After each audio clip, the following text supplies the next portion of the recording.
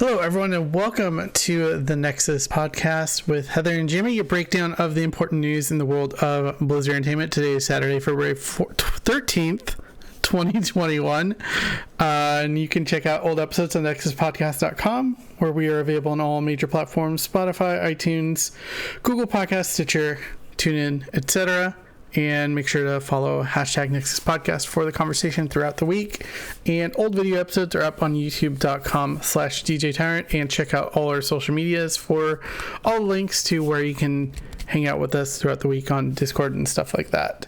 But what we like to do every week, if you haven't joined us before, is we like to talk about our week in geek. And I guess I'll start off. Yep. And again, lots of WoW, because I'm still enjoying Shadowlands. Still doing a lot of Mythic Plus. I'm excited about the changes that are coming that we're going to be talking about in a little bit. But yeah, it's a lot of that. A bit of Phasmophobia with some friends. We're still enjoying that. Yeah. I mean, updates come like a couple times a day, it seems like. Yeah. Pokemon Go, I've been playing a lot of that because... You're so spoiled. I am spoiled because I have like 3 stops that are all within range of my apartment, so I don't have to leave the house at all with all the changes and stuff. But also, I'm a part of a friend of the show, Snuggy's Discord, and he's super into Pokemon, and he has cultivated a pretty awesome community over there. And anytime anyone needs people for raids, they talk about it on their Discord, and so I'm able to join those. And with the raid pass, the remote raid passes, I'm able to participate in those, which is really cool. So awesome. I think Pokemon Go's done a really good job of adapting as best as they can to the pandemic. It's kind of impressive. Yeah. Exactly. The other thing I did, this is actually just last night, I picked up my 3DS again. I just felt like playing it, and I started playing Ocarina of Time again. Really? The remaster of that, or remake, however you want to call it. And the 3D effect is so good on that. Like, the 3DS is still a really good system. There's a lot of really good games on it. And the reason I picked this up is because there's this YouTube channel I watch called Nintendo Life, and it talked about the top 10 games released on the 3DS. Ever? Well, no, not ever, but since the Switch came out, which means like these are games that might have been not noticed because everyone is still obsessed with the Switch, and understandably so. But 3DS is fun. I like it. Good. Yeah. And you knew where the charger was and everything. Good job. I did. For me, I actually played Blizzard games. Shocker. I know. I said I would, and I actually did. I played Hearthstone on my phone, my new phone, and I actually completed the Jaina Hero Story Mode. So good. Like, I love how they literally turned a card game into, like, a new way to consume the lore that was the complicated life of Jaina. Or is the complicated life, not was. Mm-hmm. And then I started the Anduin story mode.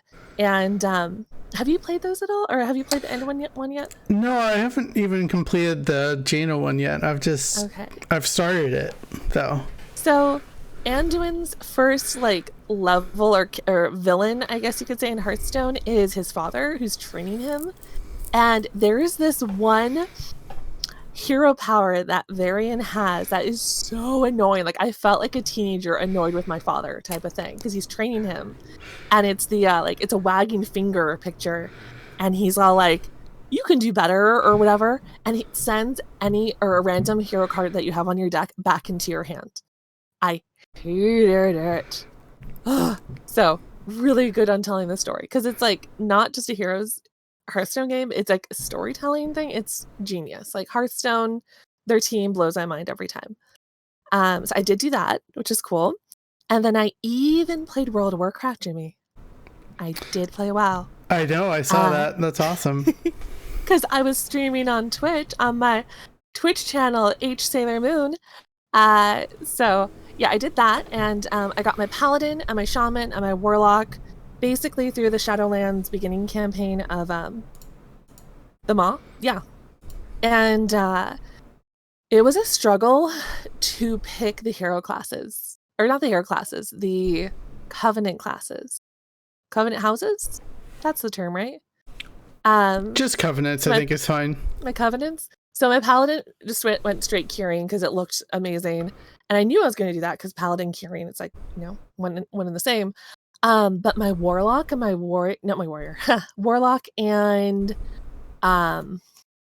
shaman, those were tricky because I thought they were going to go into like the more like lore based ones. Like a warlock would have been Maldraxxus, and then the warlock, the shaman would have been Night Fae. No, I did opposite. I went my shaman went into Revendreth because there was candles on their shoulders. Like legit lit candles on a shoulder of a character. Like that is just the emo goth person in me was just super in love with that. And then my warlock actually went into. So I got my 3 characters and their covenants picked out. Paladin, Kyrian, Warlock was Night Fae, which is totally kooky, but the biggest shock was the Shaman going Venthyr, because I already have a Venthyr. But the candles on the shoulders were like the seal of the deal for me because I was just like so ridiculous but cool looking. I couldn't say no. So I have 3 characters ready for Shadowlands to continue on. But I did the Threads of Fate, so I got a long time before I hit 60. And then on another news of WoW, I did install World of WarCraft on my father's computer because I want him to try it. I think he would have fun. He's retired. You know, he has a lot of free time now. I would love to have like my 70-year-old something father play World of Warcraft just for funsies, and I can brag about it. So hopefully he gets bored enough that he'll pick it up. And then that would be funny. Right? And then we could talk, all of us could talk WoW together. It'd be amazing. Let's see. I did reach affiliate on Twitch, which is really cool. So I'm like a little proud of that. The maker crafter community is really awesome and helped me get those followers up really quick. Let's see. And then, yeah, I did figure out on my cell phone, my fancy Samsung 21 blah, blah, blah, is how to get my phone as a beautiful, amazing webcam, which is I'm using today with one little glitch. And I'm quite proud of myself that I figured that out. And, yeah. And, oh, and then another thing we've been doing is you and I have been watching WandaVision each week and, having our minds blown each episode. Yeah, right? it's so well done. Like, I'm impressed with how they're building it out and started small and you're like, what is going on? And now they're, I feel like this isn't spoilery, but maybe it is. I don't know. It's like they're starting to expand it and bring the rest of the Marvel universe into the show. Oh yeah, there's like lots of weaving in and forth of like storyline and stuff that could happen and might happen and probably will happen. Yeah. And it's exciting. Yeah, and what I'm really enjoying about this, I think we talked about it last week, or maybe we talked about it with someone else, I can't remember, but we've all been talking about how like, oh, we watch all the spoiler videos on YouTube of people breaking it down and being like, oh, here's what's in the comics, here's what's different, blah blah blah, all that stuff. So this week was fun because the costumes are all throwbacks to like the early Wanda and Vision comics from like the 60s and 70s, I think. I agree. But yeah, it's a lot of fun. Let's see. But yeah, this is our pre-BlizzCONline episode. I refuse to call it BlizzCONline because it sounds, I hate how that sounds. I love you, Blizzard, but it sounds so weird. It's a cute pun. It's cute. And I'm probably going to get annoyed with it about 30 minutes into the keynote, I'm sure. Because JL and Brack's going to be like, BlizzCONline.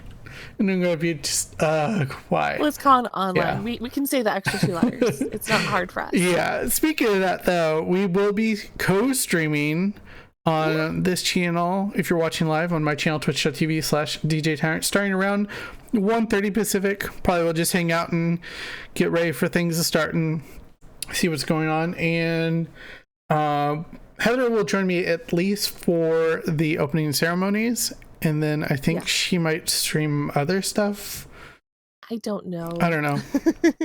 But I'll be streaming the entire main stage till around 5:30, and then we'll have a very special episode of the Nexus podcast, kind of recapping everything that happened.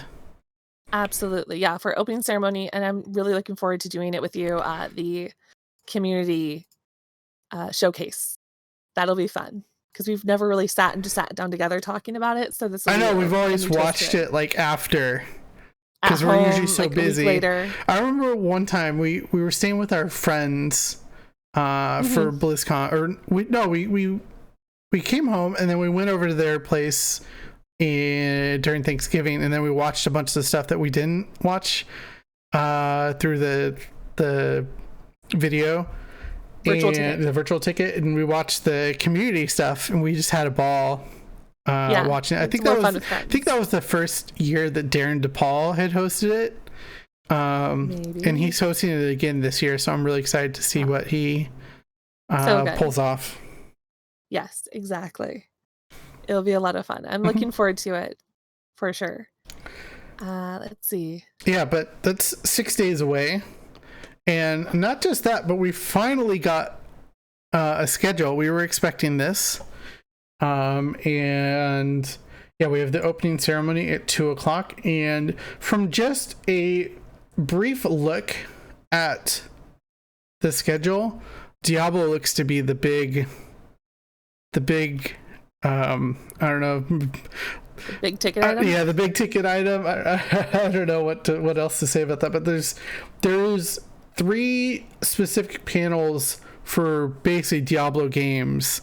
Unlike with WoW and Hearthstone, they're not necessarily all panels about the gameplay itself or whatever. Even Overwatch has just one panel about Overwatch 2. And then there's Voices of Overwatch, which doesn't really have a whole lot to do with the development of Overwatch 2.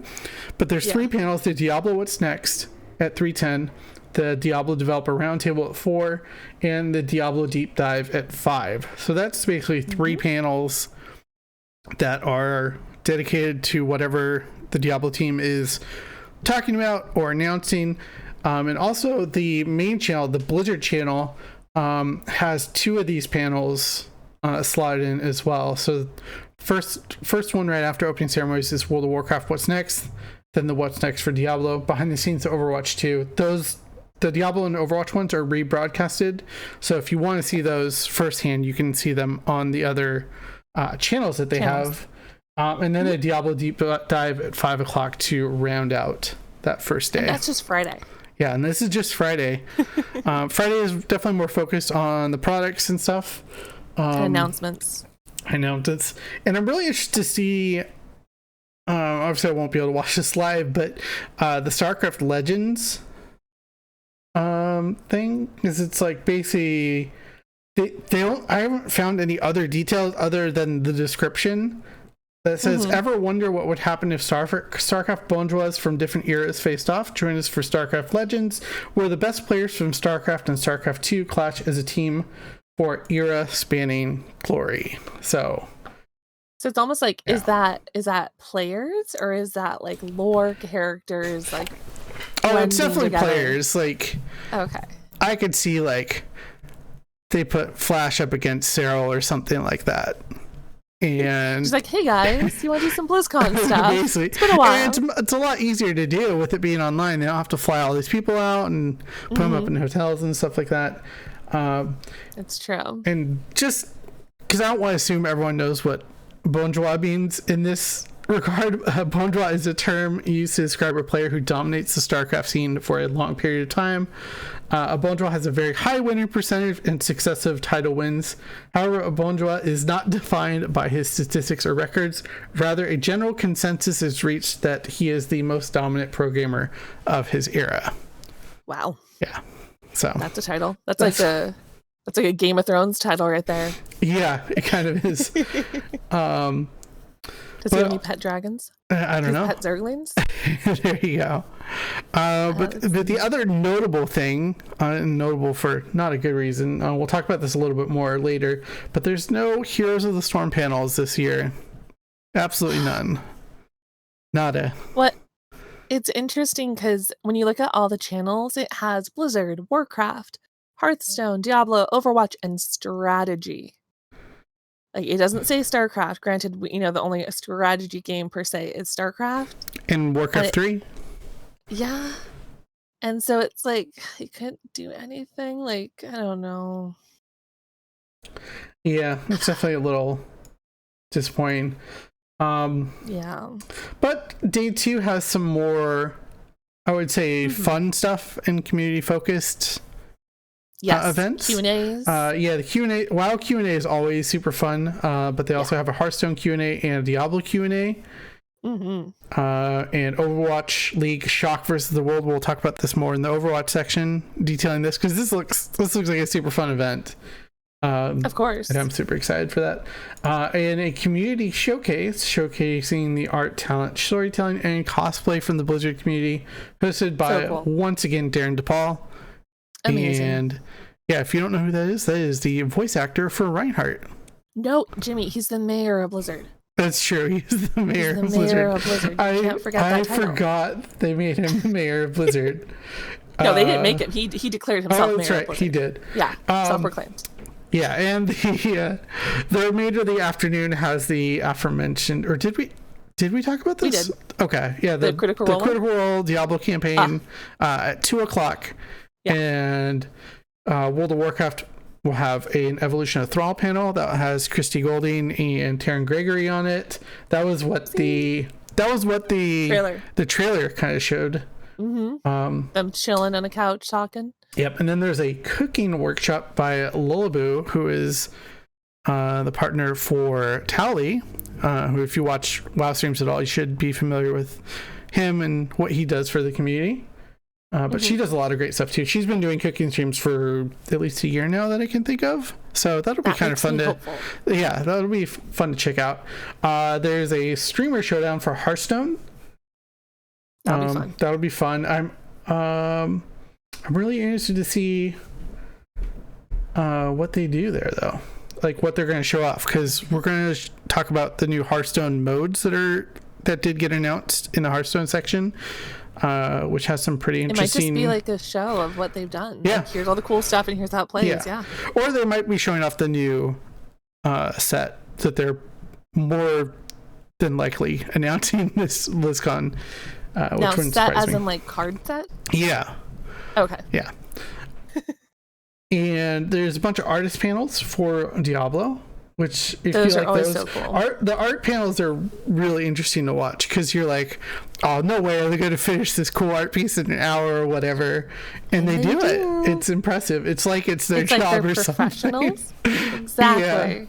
Yeah. You get paid for this, and I love the fact that it's going to be in a, like, I don't want to say studio, it probably is a studio, but like it's going to be a perfect visual, like over the shot cameras, like perfect. There's no like trying to make it work in a convention center. It is going to be it's going to be really well done of pre-recorded artwork. It's going to be great. Yeah. In Overwatch, for their panels in the afternoon on Saturday, they have community made creations in the workshop. If this isn't something you've actually checked out in Overwatch, I definitely recommend it. There's some really fun, goofy games people have come up with, similarly to how Starcraft and Warcraft 3 have those as well. Wasn't that also like Heroes of the Storm back in the day was going to be? Yeah, that's what it originally was going to be. It was going to be a Starcraft 2 mod, and then it got spun off into its own standalone game. And then later in the afternoon, we have Crafts with Zoe. So she's a very crafty person, so that'll be fun to watch. I did not know that. Yeah. If you followed her Instagram, you would know that. I need to follow it more often than apparently. No, Instagram does a bad job of showing you what you want to see. Yeah, it's true. And then on the strategy channel, Carbot Animation, so we could see him do some art. And then other artworks, Tracer and Margave Crexus, the Necrolord's House of the Chosen. That'll be awesome. Yeah, lots of cool stuff for BlizzCon online.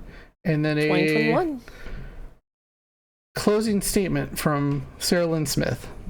So only slide for 5 minutes, so it'll be really short, but that's fine. She's very brief. No, she's good. I really like her now that she's taken over the role of overtaking BlizzCon. Exactly. Yeah. Now I'm curious though. Okay, looking at it really quick, there's a time slot of like 4:30 p.m. That's just blank at the end of Saturday. Why? Maybe there's a concert. I don't know. Okay. Who knows? Because I'm like, yeah, because Friday has everything, and the time schedule stops at 5:30 ish, because it kind of overlaps a bit. But for Saturday, it has her 5-minute speech of closing, and then 4:30 p.m. just blank, and I'm like, you can't just stop it at 4:30. Well, they also start later on Friday. It starts at 2 on Friday, and Saturday it starts at noon. Yeah, but still, they could just close the schedule. I know. Here's my little tinfoil hat. Maybe. Oh my gosh. Maybe something's there. I would just love to see if there was.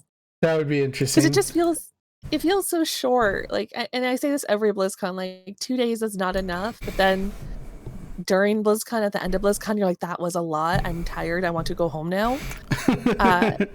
So I'm hopeful that, granted it's at home now. I want there to be more, but this is a lot. Yeah, it is a lot. They just have it on a very concise schedule grid that is a beautiful flowchart. Is this a flowchart? No, it's just a grid. No. I don't know my chart names. That's okay. It's well organized. It is. Let's see. But in game news, we were talking about how this got onto the servers and people saw that it was there for World of WarCraft, but 905 is actually live now on the PTR, which I was not expecting at all. I don't think anyone was expecting this. Everyone was expecting this to be held to BlizzCon, but 905 is on the PTR, and like many of us expected, Valor points have returned for gearing, which is a good thing. I'm excited for this. I think everyone... there's some debate on the implementation a little bit, but I'm excited for this. It gives people primarily gear up through Mythic Plus a lot of more incentive to continue running them. For their buck. But basically, Valor points are coming back. You get them from running Mythic Pluses and your daily callings, which you get from your Covenant. So you'll have a little bit more incentive to run those, and there will be a weekly cap. I don't know if they've determined exactly what that is yet, but I'm sure because it's on the PTR that is subject to change. But of course, the implementation is that you don't buy gear with the Valor points, but you're able to spend the Valor points towards upgrading items by what level of Keystone you're running on your character. So all dungeons must be complete at this threshold. So if you've run a +5 on all 8 dungeons, you will be able to upgrade items to 207. +10 unlocks upgrading items to 213, and +15 unlocks upgrading items to 220. So wow, that's interesting. I didn't realize it was upgrading. Like I heard Valor points. I'm like, I know what that is. Yeah, it's a little bit different. But I think it works out well. This addresses the issue of items 210 or higher not being available to players outside of PvP, raiding, or the Great Vault. So definitely makes the upgrade process or gearing process a little more smooth if you're wanting to do more Mythic Plus. Now the caveat is, and I know this has been a little bit controversial since it did get announced, but it only works on items that drop in 905. So items you currently have will not be able to be upgraded in this system. Blizzard did respond to this because people were not too happy with this. No. I know. You will not be able to upgrade items that drop before patch 905. While we have technical reasons for this, we also want to avoid the feeling that you should go through months of item history and stuff in your bags, in your bank, in preparation for this. In-game items that can be upgraded will be clearly labeled as such. I appreciate this because I've been getting away from being a pack rat in holding on to gear always, just in case they make some change that makes this piece of gear that I got 2 months ago relevant again or something. So I'm okay with that. It's validated your purging that you've done. Exactly. Okay, that's good. Thank you, Blizzard. One of the other major changes, though, in socket and conduit upgrades, which are from Venari and the Maw, are now locked to Season 1 items. This is to prevent stockpiling of those items to give yourself a head start in Season 2, and I'm okay with this, because then it means that this is mostly targeted at top-end raiders, and I know they've been stockpiling a lot of these items just in case, and now they don't have to farm it, which is good for them. Little too late though? I don't think it's too late. I think we still have I would say a month and a half, 2 months of this season still left. Oh, good point. So that gives a little bit less stress on them. I imagine this will be changing to either a different currency or just a different item in general. And Ian Hoskosis did reassure everyone that they're not resetting everyone's Stygia, so you'll be able to hang on to that. I think that was the concern with this announcement, that was going to be what happened. But yeah, definitely check out Wowhead. There's a ton of changes to legendaries, to classes, to covenants, to soulbinds, all that good stuff. Definitely check it out and see what changes have been made to your class. And this is all for the PTR right now. This is all for the PTR right now. I am slightly bummed because they are nerfing a couple of things for Demon Hunters, but they're pretty minor in the grand scheme of things, so I'm not too worried about it. You've also said they're OP. No, they're not. I could go probably back in the videos and be like, I know my Demon Hunter's a little overpowered, but I'm loving it. So there's been a couple moments where you've like humble brag. Okay, I've definitely said that. Yeah. And it feels like, I know like a lot of people were saying that, oh, well, this feels like we got this before BlizzCon. I'm excited. I feel like with BlizzCon, it wasn't so much of wanting to announce a bunch of stuff. And it feels like a lot of this technical stuff was intentionally released before BlizzCon because they didn't want to have to dive deep into it during BlizzCon, if that makes sense. Well, I feel like this clears the way for 9.1 to be the major announcement for BlizzCon, and I'm sure that'll have lore stuff and more Covenant stuff. See, I almost wonder if they won't say anything during BlizzCon of like patches like this, because it doesn't look like there's a lot to do in that regard on the schedule. Like it just kind of feels like a discussion of current and future plans. I'm kind of surprised that they would talk about 9.1 during BlizzCon, because we have to remember a lot of this is pre-recorded, like probably at least a month ago. Yeah. No, they'll talk about 9.1. I guarantee it. Okay. All right. You are the patch person compared to me. I do not pay that much attention to it. Yeah. But it's good though. Yep. Especially right before the deadline. Yeah, definitely. Literally 6 days away. But as far as live stuff, and I'm glad we delayed recording this episode a little bit, because there are loot changes coming to raids with the weekly reset, which is coming up this Tuesday for US servers, Wednesday for European servers. And basically, that is the 16th and the 17th of February. Yeah, 16th and 17th of February. This means for normal and heroic, you will get 1 piece of loot for every 5 people in the raid. So every person adds an additive 20% chance to drop a piece of loot. And for mythic, you will get 4 pieces of loot per boss, and they're also going to be increasing the drop rate of the weapon tokens, so those should come a little more often. And so this really targets the gearing issues that people have had with raids currently. And you should, well, it doesn't fix it, it helps alleviate a little bit. Yeah, it makes it feel more fair. Really. I imagine you'll see at least 1 piece of loot now per raid drop for full clear. Like that is relevant to your class. So, but we'll see. But like I said, little things. For more details, check out Wowhead for all the details on PTR. It's still getting data mined and all that stuff. So all sorts of cool stuff. Yep. Oh, the other thing, I just remembered this. I didn't put this on the notes, but this got data mined, and that there are new mounts. New travel forms for the Night Fae. Oh. Because one of their their covenant abilities is you turn into a shapeshifter and you travel faster like that. And there are corgis. Seriously? Yeah, dead serious. Now, has there been pictures data mined, or is it just text? It's the models are data mined. Is it like a normal corgi, or is it like a cute little Fae corgi? It's the Fae corgi. So there's a corgi, a squirrel, a cat. I think that's a cat. We get to turn into the little blue things. Yeah, there's like a little rat thing. I don't know what that is. Otter, maybe? I don't care if they're adorable. There's a frog. There's like a porcupine and a mouse. So yeah, there's all sorts of stuff. Wasn't there mounts also data mined too recently? Yeah, but they were like locked.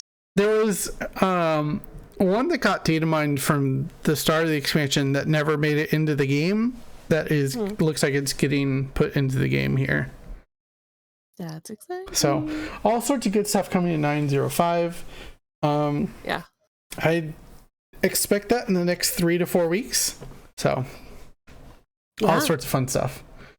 Yeah. But yeah, it's Warcraft. World of Warcraft. Overwatch in the Overwatch League. Not a whole lot of news since we're kind of waiting for BlizzCon, but we do have week 2 of Lunar New Year event live. Get 9 wins in quick play, competitive, or arcade to unlock the ZK McCree epic skin. So yeah, go ahead and make sure to get those. But we also did get a patch, I think yesterday or the day before, for live on the experimental side of things. So they're going to test those out before they go live. But as has kind of been the case in recent history, there hasn't been too many changes from experimental patch to them going live. So I expect these most likely to go through. The final combing through. Yeah. Orisa, her Fortify ability, it now prevents critical headshot damage while it's active. So this is a huge change and gives her a lot more survivability, a lot more tanking, and snipers are not going to be happy about this. But you will be. Yeah. No, I'm happy with the change. Reaper's changes are interesting. They're kind of both a buff and a nerf at the same time. The Hellfire shotguns, the spread has been reduced from 8 to 6, which makes the shots more accurate from longer range, but the damage projectile has been reduced from 7 to 6. So you're not going to get as much damage in, but you're able to poke from further away. Poke? Yeah. Poke. That's what poking is, what we call shooting from far away to put damage onto characters. When you say we, who is this we? The Overwatch community. Okay. Go on. You're the ones with the lingo. That's what it's called. Winston, he got a little bit of a change. His base armor and health got redistributed from 100 armor and 400 health to 150 armor and 350 health. This is just a good change overall. He'll have a little bit more survivability because the armor reduces damage from certain fire types. And yeah, I'm excited to see that change. Wrecking Ball, this is probably my favorite change because the Wrecking Ball is obnoxious to play against. Their grappling claw knockback strength has been reduced by 25%, so that's good. Yay, I'm happy. Less wrecking of the ball. Exactly. More like a softball. I hate you for that, but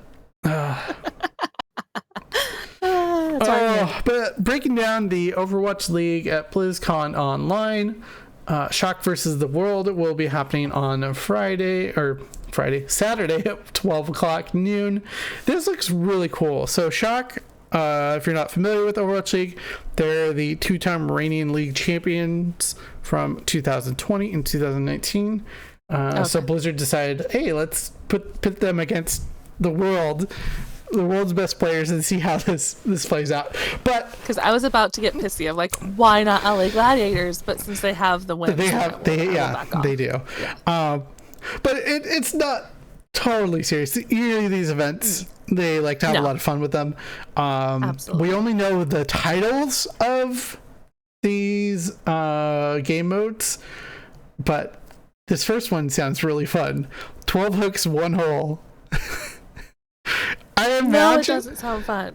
I imagine it's Roadhog on like a really low cooldown on his hook, and it's in that map on Ilios that has the pit in the middle of it that you can hook people into and drop them into. It'll be a lot of fun. Okay. You made it not weird. Yeah. I appreciate that. Shock will be running Glister, Tayo, Smurf, Twilight, Super, and Choyobin. And the world will have Avast, J3, Emong, and 3 Overwatch devs, Travelay, Splat, and Sheeran. I probably butchered those names. I'm sorry, Blizzard. I hope you still love us. No, it's their names.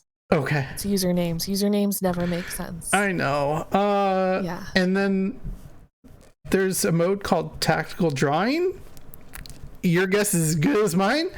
Isn't 76 Soldier 76 have like a tactical mode or something? Like when they have this is old, but like how does drawing get involved? Is this like actual walk drawing? And spin? I don't know. Maybe. We'll have to find out. But Shock are running Nero and Smurf, and the world gets Zoe and Matt, Mr. X. So that'll be fun. So I imagine this is not Overwatch related. I feel like this is going to be a drawing thing. Oh, like Pictionary? That's my guess. That would be my guess. Interesting. Dude, drawing games are super fun. I did those with my students. I could definitely see that here. I really enjoy Drawful. Yeah, exactly. That's super fun. And then next, Battle of the Boops. Shock. What? Touch your nose. Battle of the Boops. It's a boop.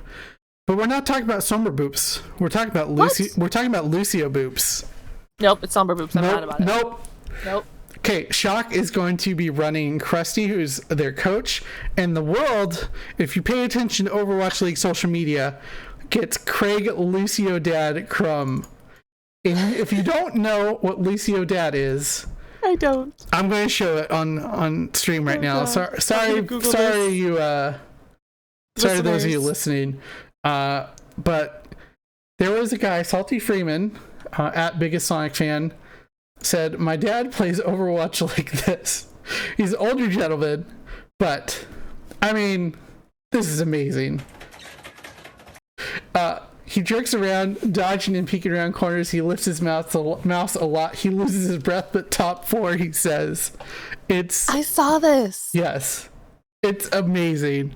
He's getting invited? Yeah. I love that he is getting the spotlight here because it's just something so wholesome that blew up on social media and is awesome. So to describe a little bit more, it's basically an older gentleman playing Overwatch, and he's, you know how like when you're 12 years old and you're leaning into the turns playing a card game where you're like leaning backwards or forwards, he's doing that in his gaming chair and he's going to town and he's breathing. He's like it is like a full body experience watching this guy play Overwatch. It's amazing. Oh my god, he's doing this? That's gonna be so cool. I think it's gonna be super fun. I'm excited for it. That's fun. So I'm okay with the boot change then. I will I had a feeling you would. Chuckle challenge. This other one, I have no clue. It's gonna be Shock is gonna have Super, and it's gonna be laughing, and Will is gonna have Jeff Kaplan. But if it's a chuckle, that means like a really reserved laugh, not like a full-bodied. Not like a full-bodied Ben Brode laugh. This is gonna be just that's a good laugh. Or something like that. I don't know. It could be try not to laugh. You know how they show the stupid videos? Okay. I can see that. I like that. I like that idea. So maybe that'll be That is a challenge. Oh my god, this is like YouTube challenges. This is so dorky, but I love it. It's fun. But full circle, at the end, we have what we all were really looking forward to was a 6v6 showdown. Shock with Striker, Nero, FD God, Violet, Super, and Smurf. And so this is the first time we get to see San Francisco Shock's new roster. They picked up FD God and Nero in the off season and see how they integrate with the team. But the world, I'm really excited for this team. Dante, McGravy, Space, Sleepy, Rascal, and Dogman. So that's a really interesting lineup. And I'm sad a little bit because McGravy, he did announce he's retiring from Overwatch, so this might be the last time we kind of see him in Overwatch League playing. But it's a good way to go out, though. Good way to go out. At BlizzCon for fun. Yeah, he was one of my favorites because he created one of the more wholesome moments of Overwatch League last year when he posted, he dressed up as Diva and posted it on Twitter, and then singer Hazley retweeted it. Oh yeah. And so that blew up, and she dressed up as Diva as well, and that blew up, and so it was its own circle of things. Diva cosplay. Yeah. Was there chips in the beard? No, this is a wholesome Diva, not a gremlin Diva. Okay, good. and McGravy doesn't have a beard. Okay. He's a child, kind of. Like he has a baby face. So that's you dug yourself in that hole. I did. I'll be there. Okay. But at the end of all of this, probably what I'm most excited about is we get the Overwatch League 2021 schedule and more details about the season format. So I am very excited to see when we're finally getting some Overwatch League action, because I'm itching for it, and Call of Duty League already started. So come on, Overwatch League. Wow, someone's impatient. Hey, last year this time we were already watching Overwatch League. Oh, with the pandemic starting. No, there were in-person events that we were watching. I know. Oh, I'm so sad now. Well, I think especially too, I think they were even said like near the end of last year, they were saying in a lot of the videos about how they are still tentatively trying to create a schedule in with everything else happening of like COVID and what could change, what isn't changing.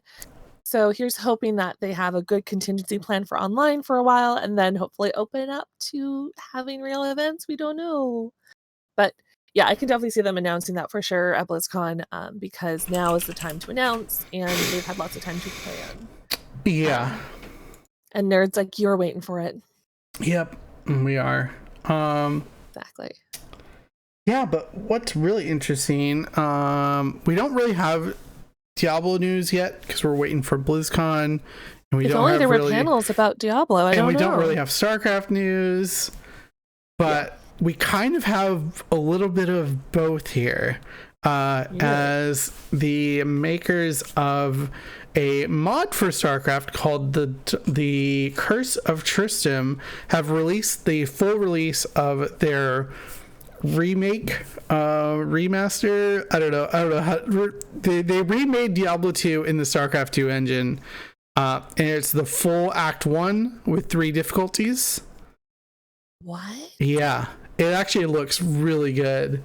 I'm trying to find the screenshots for it, but hold on, really cool. While you're Googling, let me understand this. Yeah, they have created Diablo in the Starcraft 2 engine. Yes. So you, instead of little zerglings, you have little skeletons or something? It plays exactly like Diablo 2.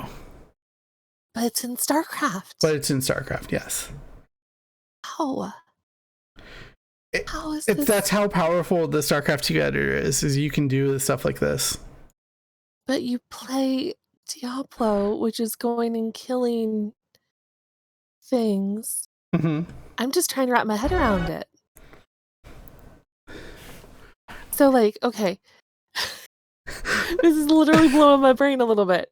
So like if I'm a character and I'm in StarCraft, what would my main character be? You pick your class, like Diablo 2. So it would be, okay, like, I don't know, a monk. Okay, so I'm a monk playing in the StarCraft engine, and I'm going through a map, and I'm trying to kill the dead things. Yes, that's exactly. With my cool monk powers. Yeah. But how do my powers work in this StarCraft engine? They work very similarly to how they did in Diablo 2. Like, But Starcraft, you have to have little minions and things and ETVs or ATVs, whatever they're called, and they go and Zerglings and blow up. Like, you can mod it so you're only controlling one hero. okay, I found some screenshots on modb.com. I'm actually playing the video on stream for those of I'm you not watching the stream. Yeah, it's okay. Yeah. But yeah, it's insane. Like, I played it a little bit last night, and it's a little surreal because it feels like Diablo 2, but it also does it at the same time because it's a totally different engine. But it's close enough that you're like, holy smokes. They even have like the mana and the health bubbles. The mana and health bubbles. This has been in development for like 10 years.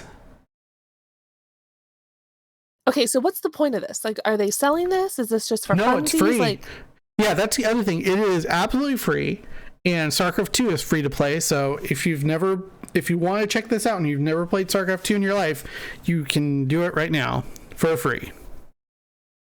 no. And this is the only first 2 acts in Diablo. First act for Diablo 2. Oh wow. Are you saying this is the Diablo remastered? Is that what you're trying to tell me? No, it's not. But they wanted to release it because of the rumors of the Diablo 2 remaster coming. They wanted to just release it. And they're actually the people who have worked on this, they're actually creating their own indie dev game studio. So they're going to be creating their own games now, which makes sense because you've put in a decade into basically game development and recreating a game from scratch. This is something I think if you're someone who's interested in game development, is recreating a game just so you can kind of understand how it was built and stuff like that. Exactly. Well, and I think especially this is a great, like, I don't want to say resume builder, but that's the lack of better terminology. Like, this is a great portfolio. Like, we developed this. No, it really is. Like, yeah. Because Tyrion Gregory did that with cinematic in WoW and Machinima back in the day. Look at him now, working and talking for Blizzard. So this is outstanding. I mean, that happened with the GameHeart developer too. He created this beautiful overlay for StarCraft esports, and they hired him on. He's now at Frost Giant, which we talked about a couple episodes ago. But yeah, I mean, definitely check this out. Is cool.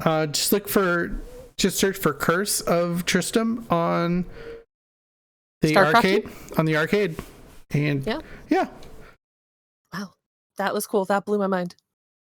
I gotta watch that video later. Yeah, it's neat. I'm excited to see what they go ahead and do. And the remaster better look better than this. That's oh my gosh. Right? A fan made came out better. At least the bar has been set. The bar has been a little bit set.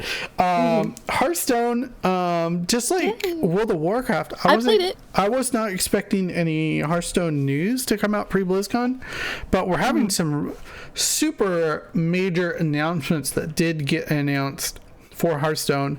They announced that they are introducing a core set and classic format. So is this like Magic the Gathering? This is similar to Magic the Gathering, but they're retooling their competitive game basically. The core set.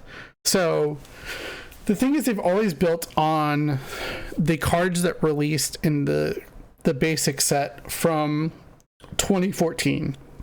Those have always been available for competitive. Basically, they are replacing those cards with all new cards. What?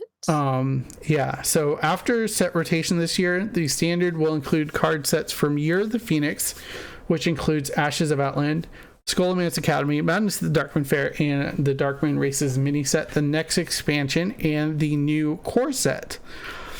Now, if you're worried, the core set will be free for all players and will replace basic and classic cards in standard as a curated selection of 235 cards intended to provide a modern collection of starting cards to players of all types and make Hearthstone even more approachable for newcomers. Some of the core set cards are returning from previous sets, some are reimagined favorites, and 29 cards are completely new. So this is almost like a full reset of Hearthstone as we know it, as far as Reset, rank upgrade? play. Reset, upgrade, yeah. I mean, they're able to define the meta more and change it from kind of what it had to be with the relics of card design from the past. Yeah. So that's a lot of cards. It's a lot of cards. We don't know any of the cards yet. I imagine we'll talk more about this at BlizzCon. But for those interested, the core set breakdown is like this: 88 cards returning from Classic. 54 of those are class specific, 34 are neutral, and then 54 cards returning from the basic set, 41 class cards and 13 neutral cards. 55 cards returning from Wild, 36 class cards and 19 neutral cards. 4 cards from Ashes of Outland, which are 4 Demon Hunter class cards. 4 cards from Demon Hunter Initiate. 1 card from Hall of Fame, which Shadow Form. It's a really great priest card, by the way. 29 new cards, 20 class cards and 9 neutral cards.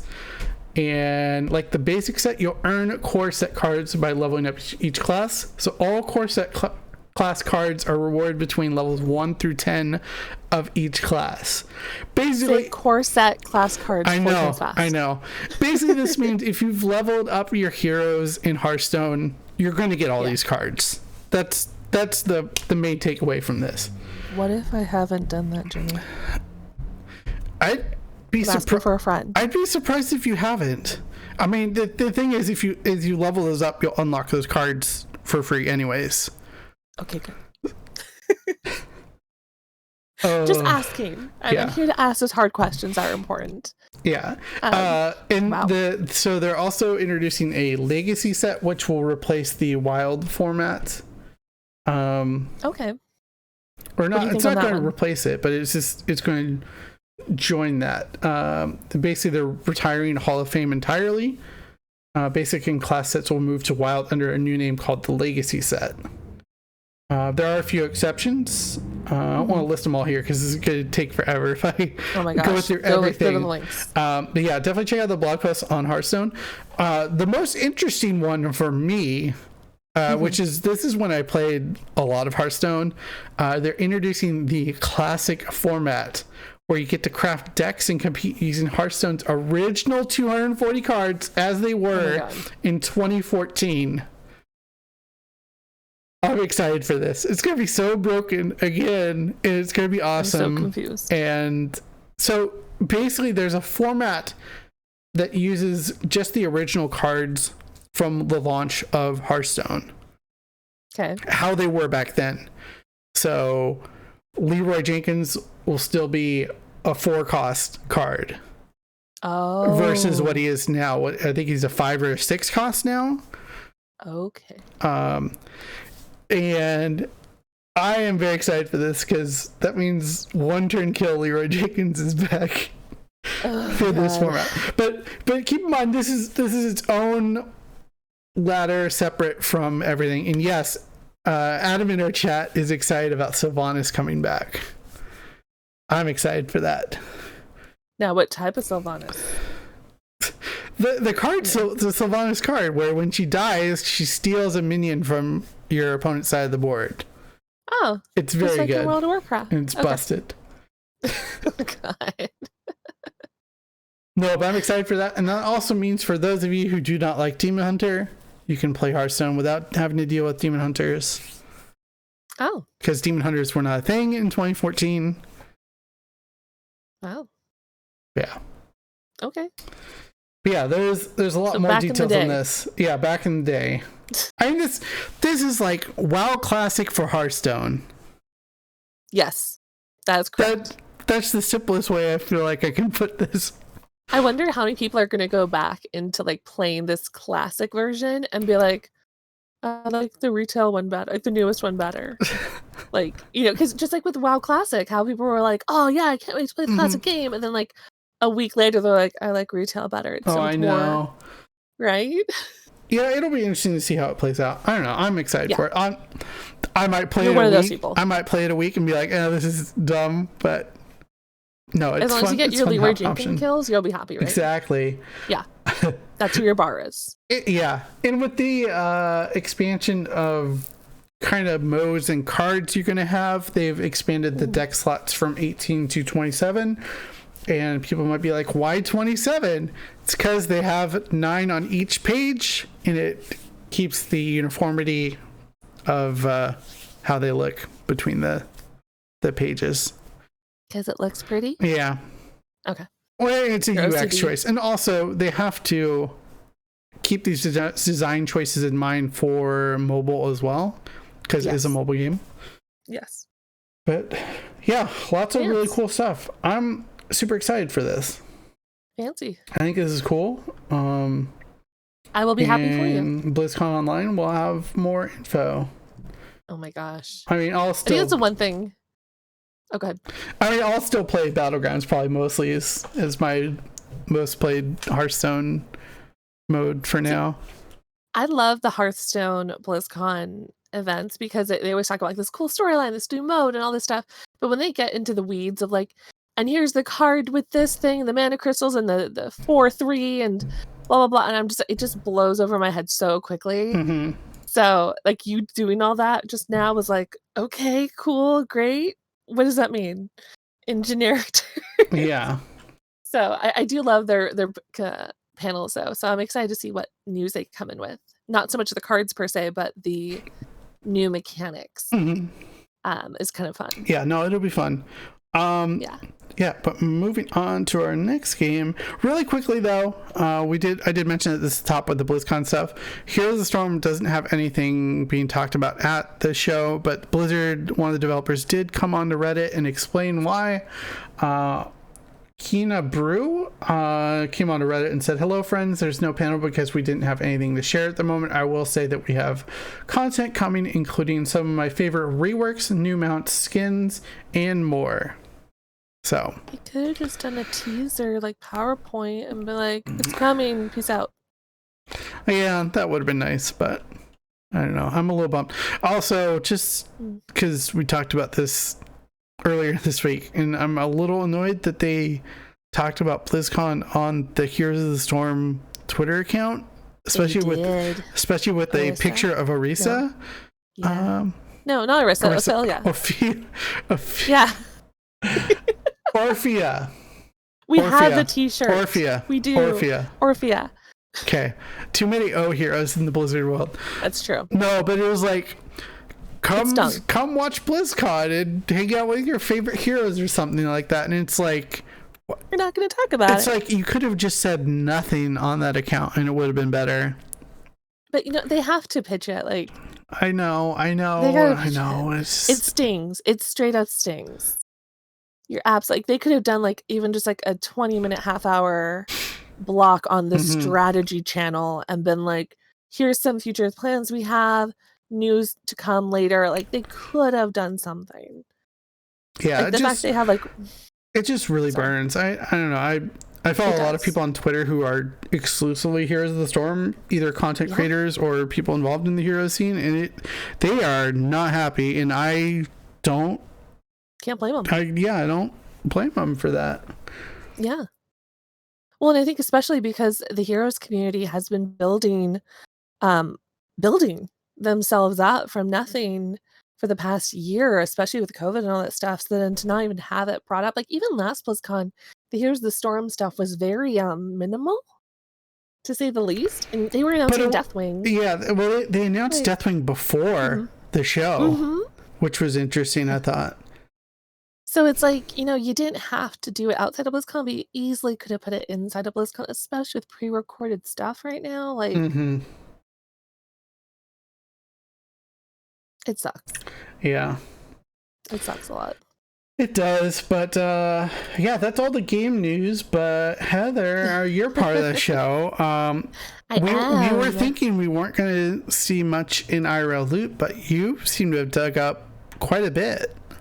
I found things. Okay, so every week I have to like search. I have like a list of websites I go through, and I go to like the newest tab of everything, and I actually found some legit new stuff.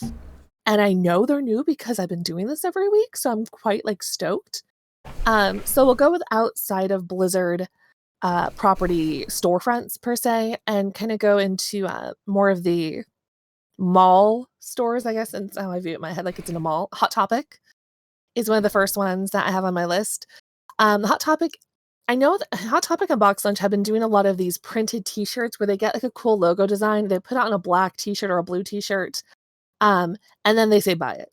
Well, I found out that I typed in Overwatch, and then lo and behold, a bunch of World of Warcraft logoed t-shirts comes up on Hot Topic.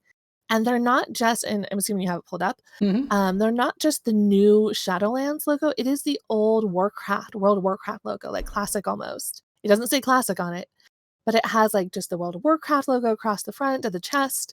It even has like circular globes. And it has, now correct me if you know the proper name, but the artwork from the characters on like the loading screens in WoW. So it has like the classic Night Elf Huntress that is in like that first cinematic or so of World of Warcraft, with the very midriff armor that protects her very much so. But it also has like the eagle that's flying through with the dwarf with the hammer in its hand. Has Varian looking all tough and warrior like type of thing. Has, I think it's the King Magmi before he turned diamond. I think so, yeah. This is before diamond. BD. And it has the good boy Greymane Wolf. It has what's the Draenei dude with the thing? The prophet. Velen has Velen in a cool globe type of thing. There's another with Malfurion and Tyrande looking all like stoic and like beginning World of Warcraft, not current stage, where they look all like upset and blacked eyes. So it has a lot of like original Warcraft themed t-shirt prints. So if you loved that style and the World of Warcraft logo, which who doesn't? Hot Topic has a lot of them that you can print in men, girls, which is basically small women's t-shirts. And they range from like $25 to $27, depending. If you find a coupon code, it's even cheaper. Right now it's 15% off. But yeah, that was a surprise to me to have World of Warcraft stuff at a Hot Topic. Yeah. Normally it's Overwatch.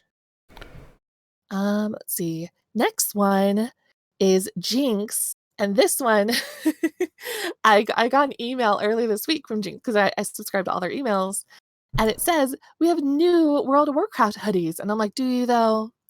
Like, do you really? Are you just like saying that to have me click the link and it's the same hoodie? But no, they actually do look new. They're men's hoodies, no zipper, just a pullover hoodie. And they have one for Alliance. They have one for Horde. They range from small to 4XL. I tried to look up the sizes of inches for 4XL, but it didn't show on their size chart, but probably pretty big. And there's a blue Alliance with gray shoulders, kind of like a raglan type sleeves, or color work in a way, with the nice silver, not gold, silver, which I'm actually really stoked about, lion on the front. And then you have the Horde version, which is, of course, red and black, because that is the Horde. And small to 4X, $50. If you have any Jinx dollars or what have you, definitely save up for that. They also have Alliance and Horde on the left shoulder, or not left shoulder, left wrist, written out there. So really cool hoodies. I might see if I have any Jinx dollars or something saved. Jinx carries Star Wars, Jimmy. Oh no. That is a mental note for later. Yeah, they do. So yeah, Jinx has 2 new hoodies, which is not the last time I'll be talking about Jinx, because they're going to come up in a little bit. But from their store, those are the 2 new things of World of Warcraft related.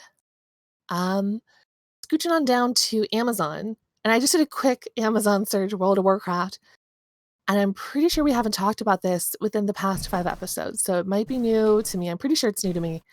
There is a new novel coming out for World of Warcraft. It's $25 hardcover right now. It's coming out on July 14th, 2021. It is by Sean Kaplan, and it is World of Warcraft Grimoire of the Shadowlands and Beyond. This seems amazing. Now, I'm going to read the blurb because I can't describe it because I don't have the book, but you can go on Amazon and find it. It's the only place I found it, actually. So the main line is, the afterlife awaits in the sprawling compendium, lovingly crafted in the World of Warcraft game team and official Blizzard Entertainment historian Sean Kaplan. What lies beyond the veil of death? Journey past this mortal coil and discover the secrets of the afterlives. Study the practices around death and dying on Azeroth. Then follow a broker through the groves of Ardenweald, over the gleaming towers of Bastion, into the depths of the Maw for a detailed voyage unlike any other. Featuring gorgeous artwork, never glimpsed by mortal eyes, a stunning fold-out map, fresh secrets straight from the game team, Grimoire of the Shadowlands and beyond is made to be treasured for eternity.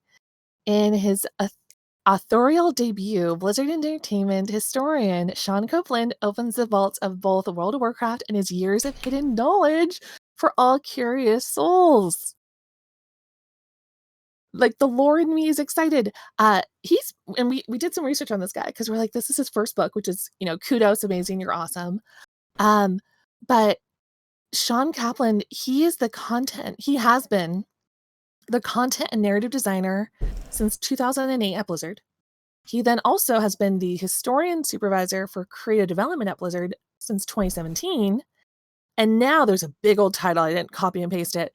He basically oversees all the lore and print media at Blizzard. Like, my mind is blown. Like, this dude could write like a documentary with all his knowledge. But we're going to get a lore book from him and the team this summer. I'm so excited. $25 on Amazon. Of course, if you get on Amazon, price match guarantee for the new release. But this is really, really cool. Yeah, I'm excited for this. It looks really cool. The cover's pretty. It's what's the thing? Oribos? Yeah. Yeah, it's like a beautiful picture of Oribos and the malls in the background, and it's pretty. I am excited, and I saw it on Amazon. This is going to be really, really cool. Oh my gosh, hold on. Someone says, the first one review on Amazon says, I hope they fix the spelling error on the cover. I mean, it's right on the cover. Is there a spelling error? I have no idea. Maybe they fixed it. Hopefully they fixed it. I don't see it. World of WarCraft, Shadowlands. Grimoire of the Shadowlands. They probably fixed it then. Okay. Because it's not printed yet. Yeah, that's super exciting. I hope they talk about it actually at BlizzCon, because I know they're going to have a sit down and talk about like Warcraft Q&A or the lore talk with Christy and so forth. But congratulations to Sean Copeland. This is exciting for you. Yeah, this looks really cool. I'm excited for it. And I love that it has a fold-out map. So this will make me buy it in person versus just doing the Kindle or audiobook download, because the art book is the cool part of it. Man, that was fun. Yeah. Okay, so I literally was squeaking with excitement when I was seeing that. This is something I know we're going to the Blizzard gear store, or the Battle.net store. I wanted to quickly talk about this because we didn't mention it and I forgot to put it in the show notes. But I think it's interesting because it's not directly Blizzard related, but it will show up on your Battle.net launcher if you haven't already seen it already. Activision is publishing Crash Bandicoot 4 on PC. And you can get it through Battle.net, which I think is kind of interesting. I mean, that's not a surprise because all Activision's, or a lot of Activision games have been starting to come onto Battle.net. Crash Bandicoot 4 it's gotten some really good reviews, but it's just interesting to see it alongside Starcraft and World of WarCraft and stuff like that. And you can hide it if you don't want to see it on your launcher, though. But I just thought it was interesting. Well, yeah, no, and that is going along the line with like the online Battle.net stuff that we're going to talk about in a second. But I know Crash Bandicoot, there is like a huge following. There's like a big following for Zelda. There's just as much as one for Crash Bandicoot. So that's exciting. Yeah. More games for nerds to love. Let's see. So Blizzard Gear Store for digital stuff. Quick review. We talked a lot about this in detail of them last podcast because they just announced it because it's early February. Quick reminder, the Lunar New Year event of stuff is slowly coming to an end of February. There's different dates for each of the things. For example, the Overwatch Lunar New Year loot boxes, that deal for that cool bundle thing that they do, is ending on the 25th of February. So keep that in mind if you want to buy that. Time is ticking. Then on the same vein of that one, the Hearthstone 3 Kingdoms bundle is ending on the 19th of February. So next week. I think that's right before BlizzCon, right? Yeah. Yeah, that's the first day of BlizzCon. So if you want to get that Hearthstone 3 Kingdoms bundle for $25 or 4 skins, hop on it. There's some various different prices for like 2 of them for $15, or Uther and I think Anduin are $10. So don't forget to buy those before they go away. And then the 30th edition of digital stuff. That's I put my note. Digital stuff. Ends on the 25th of September. So you do not have to rush to purchase it now. Yeah. And Kalani, the World of Warcraft YouTube creator, he actually broke down what's the best like deal if you're just a World of Warcraft player, and he says the $40 pack is probably the most bang for your buck because you get about $55 or so worth of content. In-game stuff. From that. You get the mount, you get the pet, and you get a month of game time. Yep. Yeah. Or no, 30 game time is the epic. The epic one, yeah. Yeah. The heroic. Yeah. I know Hazelnutty did the heroic pack, and I'm gonna do probably the same thing. Like, I don't need a legendary Overwatch, but I don't know. I probably could just spend the extra $20. I could do it. Anyways, I probably will too. Yeah. Oh, you will, of course, 100%. I know that. So yeah, for those digital items, you don't have to rush for the 30th edition. That is going to happen for a nice long while because it's a whole year almost. Well, not really, but not until BlizzCon. You don't have to rush during BlizzCon for that. So save that money for BlizzCon gear stuff. 7 months. Yeah. Thank you for the math in your head. Now, moving on to Blizzard Gear Store, I found new things. And I have never seen these things. And I've looked for these things. And I am excited. Do you have them open, Jimmy? I have them open. Okay. In the Blizzard Gear Store, they have the stupid promotions of like 4 hours of the 25% off whatever Fanatics does. Check your emails for whatever code. They usually have it on the page when you click it. But there are 3 new Jinx hoodies. And these are the zip-up hoodies. Blows my mind. They're normally $65. They're on sale with whatever promotional code right now for the next 4 hours is a 25% off discount. But they range from small to 3X. There are 3 different types. You have the first one, which I thought was a somber one because it's purple and pink. It's somber colors, to be fair. Mm-hmm. It is Lucio. It is insanely gorgeous. It's like an ombre pink on the bottom of the sleeves and the torso, and it grows and transitions up into a dark purple or blue or navy, whatever darkness is. And it has the Lucio heart frog pixel artwork in the front in blue and pink. And on the back, it has Drop the Beat in the pixelated artwork in blue and pink. And then the hoodie, on the inside of the hoodie, has a grid of black lines or blue lines and pink interior fabric. And then on the side of the hoodie, there's like a circular, like, I don't know, like a circular design, I guess Lucio has, like a headphone or something. But oh my God, it is gorgeous. And so it's like right now, the code for 25% off, it's the pre-Valentine's Day sale. It brings it down to $48 at the Blizzard Gear Store. Mm-hmm. I need it. So it's a zipper hoodie, pockets, drawstring, hood, screen printed graphics, cotton polyester. Love it. Same type of design of a Jinx hoodie. If you've had a Jinx hoodie before in your life, this is probably be very similar. Yeah, you're gonna know what you're in for. Exactly. And for California, it's like perfect. The next hoodie is, I think, did I click? Is the Ash Hoodie. So Ash has her own hoodie, which is amazing. It's basically a black vested hoodie with the black hood. The interior of the hood lining is a red, like satiny looking fabric, which is totally like Ash on point. Even has like a little bit of like the little dead crest visor thing on the hood to maybe have more design on the hood itself. It has Ash's spray of like her silhouette on the front left corner of the chest. And it has Deadlock Rebels. Is that her team? Her clan or Guild or whatever. Yeah. Her group, her Deadlock Rebels logo with the gold skull bone, crossbones, and the wings on the back. White sleeves, and the sleeves have like a tattoo looking feel, like on the lower part of the arm. with like roses and the Deadlock Rebels tag as well, or a tattoo of it, and black cuffs.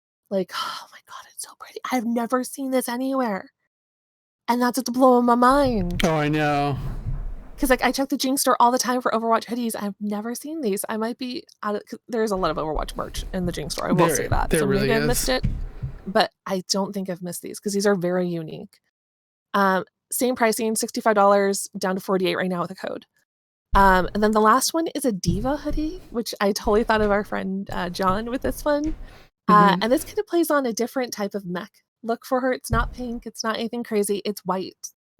It's white with gray linings like underneath the arm and the cuff. And it has a simple bunny logo on the front with the Diva text on the front. It has on the sleeve white rabbit. I can't read. I think it says Special Forces. Special Forces. So this kind of plays on her one cinematic thing, right? Yeah. Yeah. There it is. And then the inside of the hoodie is like a purplish thing, and it's just like red text. Oh, and then like the pockets have like a line of red too, and on the back says easy mode. And I can't read what it says under the hoodie, which makes me a little sad. But this is super cool. Assuming it's the same voice line from the game, is this easy mode? That makes a lot of sense. Yeah. But like this is a very like, I don't want to say, I guess I can say non-feminine diva outfit. So if you're a diva fan but you don't want to wear pink and purple or whatever, bright color she has, this is perfect. It's white though, so be careful. White clothing always gets dirty. But I love this. $65, small to 3XL. They have all the sizes, which is also a surprise too. It's not like they're trying to clearance this out or anything like that. Blew me away. I'm super happy I searched in the Blizzard gear store because I was expecting nothing right before BlizzCon is right now. Oh yeah. I might be getting one of those hoodies. Like, I'm not even kidding. It's a tie between Lucio or the Ash one. I'm really deciding. And I think that is all the merch per se for now until the BlizzCon. Yeah. No, that's... Yeah, my wallet's waiting. No, yeah, I was expecting nothing to really show up till BlizzCon, and even like games wise, I was expecting to have nothing to really talk about for the 2 weeks upcoming to BlizzCon, but we've had a lot. Absolutely. And that makes me actually really excited for BlizzCONline and what they're going to announce.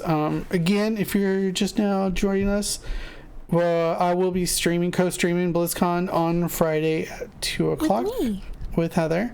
Probably start up around 1:30, just hang out and prep and get ready and have our snacks. Whoever, have our snacks. Snacks are important. We don't have to buy expensive con food. Oh yes, it's fantastic. Pizza? We can order whatever we want.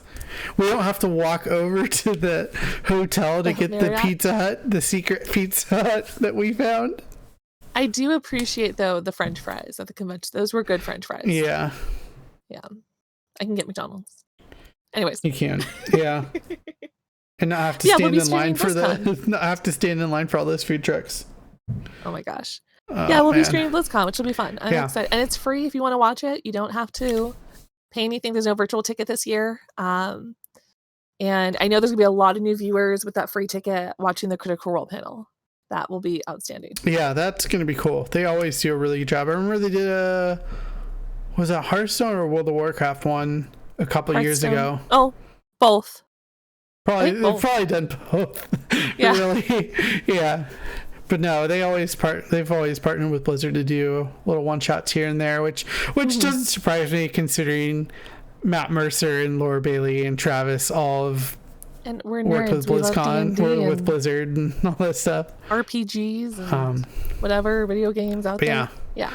I'm really excited to see how they play it out and what it's going to be like.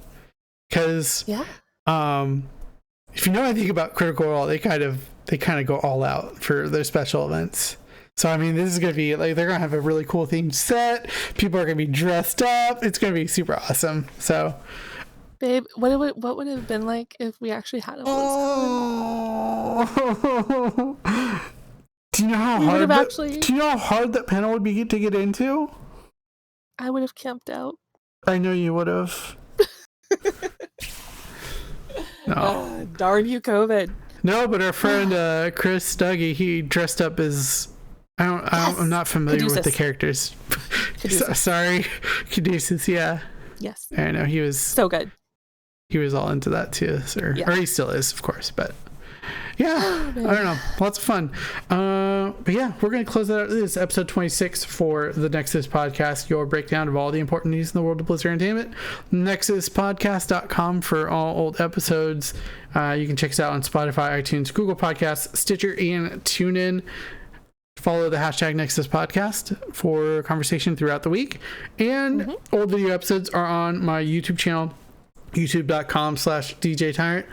Check out either of our social media profiles for the link tree to any of our Discord groups that you can come hang out with us, and if you're talk about Blizzard stuff. Yeah, talk about Blizzard stuff. Maybe play some games with us or something. I don't know. Who knows? Yeah, I'm streaming too now. I can do that too. Yeah, we're both streaming these days, so yeah, check us out. You can find all my links, twitter.com/DJ Tyrant. You can find all of Heather's links at H Sailor Moon. Yep. And that is going to close out this week's episode of the Nexus Podcast. Thank you guys so much for the support, and we appreciate you, and we'll see you for BlizzConline next week. I'm excited. Yeah. Thanks, and remember to stay tight.